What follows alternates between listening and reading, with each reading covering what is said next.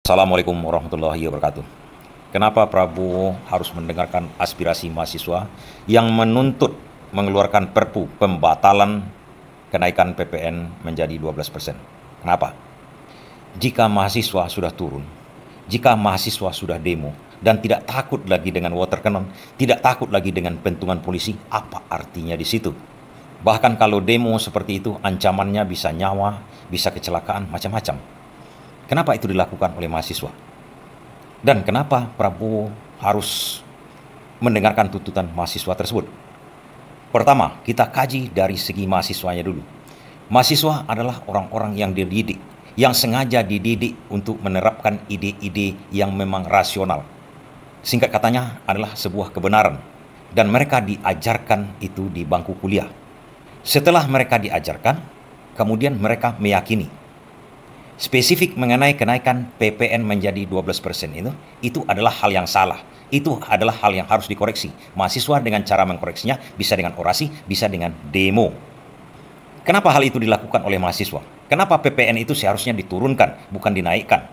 Mereka diajarkan bahwa dalam ekonomi meleset, dalam ekonomi yang lesu sekarang ini, bahwa menaikkan PPN itu menjerat leher masyarakat, menjerat leher rakyat. Bukannya akan menambah pertumbuhan ekonomi, itu akan membuat ekonomi ini hancur. Itu yang diajarkan di sekolah, itu yang diajarkan di bangku kuliah mereka. Seharusnya kalau memang pemerintahan itu pemerintahan yang bijaksana, bukannya menaikkan PPN pada saat ekonomi lesu sekarang ini, seharusnya menurunkan PPN. Dari 10 menurunkan, atau dari 11 menurunkan jadi 8, 5%. Sesuai dengan undang-undang. Dan ini yang dituntut oleh mahasiswa itu. Kok berbeda yang diajarkan di perkuliahan begini? Kok yang dilaksanakan pemerintah begini? Apa maksud pemerintah? Makanya mereka menolak. Jangan zolimi rakyat. Itu saja kuncinya. Mereka diajarkan. Ilmunya ada sama mereka.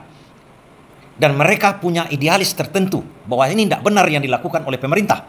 Sederhana, sama juga dengan tuntutan pada waktu DPR ingin merevisi keputusan MK yang nomor 60. Sama. Ini tak benar kelakuan para anggota DPR dengan merevisi keputusan MK. Tak benar. Mereka semuanya bergerombol, berdemo ke DPR. Kan sederhana. Mereka mempelajari itu. Mereka diajarkan untuk meyakini nilai-nilai mana yang benar, mana yang salah. Itu kuncinya sebenarnya. Makanya Prabowo harus mendengarkan orang mahasiswa tersebut. Karena itu kebenaran yang disuarakan oleh mahasiswa tersebut. Itu satu alasan lagi dari Prabowo. Satu lagi alasan untuk mendengarkan kebenaran yang dituntut oleh mahasiswa tersebut adalah begini, kawan-kawan. Kalau mahasiswa sudah turun ke jalan tanpa dikomandoi seperti itu, ada yang betul-betul salah di pemerintahan Pak Prabowo sekarang ini. Harus didengarkan betul. Dan Pak Prabowo harus mengambil tindakan kepada pembantu-pembantunya yang sudah blunder-blunder seperti ini.